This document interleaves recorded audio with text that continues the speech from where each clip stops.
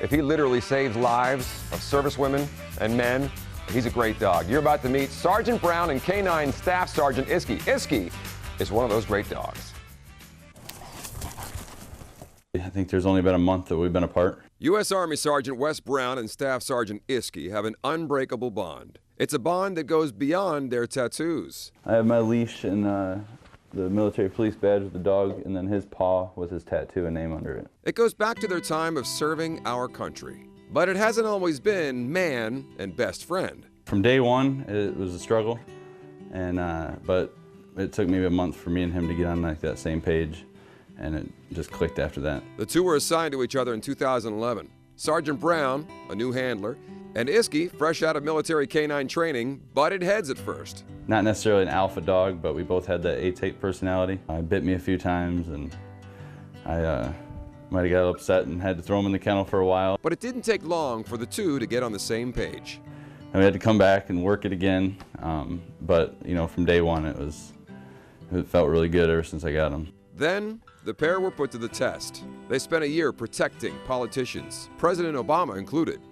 The two excelled and moved on to their next test overseas. That is when the two became closer than ever before. We were on a combat patrol in Afghanistan, and we had to do a few searches of some vehicles outside the wire on a routine mission that we were doing. To avoid an ambush, we had to get back in the vehicle very quickly. Getting in the vehicle as fast as we could, Iski fell off the side of the stairs, and his leg got caught in the stairs and ended up breaking his elbow in 6 spots. For Sergeant Brown, it was all a blur. I don't remember a whole lot of it. There's a lot of things going on. It's hard to really recall it. I have nightmares about it. And him, you know, screaming and yelping. I remember picking him up by his harness and getting him in the vehicle, and I had to wrap him up. Kind of simple as it all was, I mean, that was my buddy. You know, my best friend. I wouldn't be here without him. A devastating injury for a dog. But for Iski, his injury may have been a blessing. And then they also found a nerve tumor that would eventually grow up into his brain and kill him. So they took the nerve tumor out, took the leg off. They said they only had about 6 to 8 months to live if he kept the tumor in there. So it was kind of a lucky thing, turn of events. Unfortunately lost his leg, but you know, we're doing what we're supposed to be doing and doing what we like to do. Especially him. I mean, he had a lot of fun doing everything we did, no matter how hot it was. The courageous K-9 made a comeback. 2 hours he was up and walking, and he actually seemed a lot more comfortable without his leg than he did with it. And years later, still as spunky as he was after losing a leg. You know, that drive for a toy is really the main thing you got to look for. So you see the drive that you've been playing with him all day, that he doesn't want to let that toy go, because that's what they work for. They work for that toy.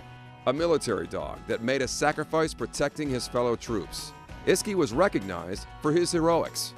I mean, we have, you know, 20-some, almost 30 fines in Afghanistan, which could have resulted into 100 lives lost or 1 life lost.